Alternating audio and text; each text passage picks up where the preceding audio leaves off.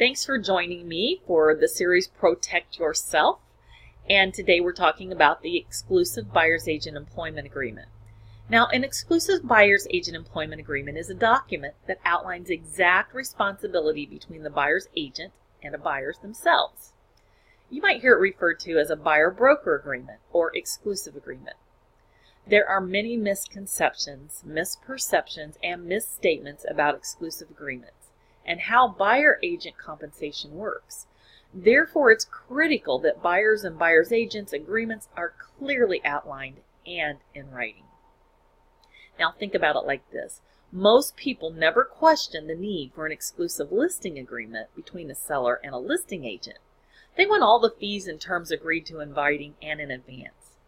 An exclusive listing agreement is an employment agreement to market a property. So doesn't it make sense to have an agreement in writing that details how commissions are paid and the duties owed with your buyer's agent? Well, of course it does. Now, a really good realtor will inform a buyer about agency relationship and exclusive employment agreements early on. This way, the buyer knows what is or is not in their best interest to disclose. Now, 100% of my buyers choose exclusive buyer agency agreements. This gives them the most comprehensive scope of fiduciary duties owed. Having a mutually agreed upon exclusive agreement not only allows your realtor to deal with you fairly and honestly, as with all parties in a transaction, the exclusive agreement allows your realtor to act in your best interest and provide all full fiduciary duties of obedience, loyalty, disclosure, confidentiality, accounting, and reasonable care.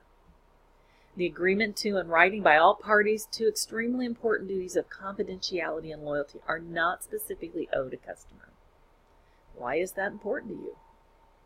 So, without an exclusive agreement, anything you discuss beyond the material facts of the home may potentially be shared with the seller, the buyer, or anyone else for that matter.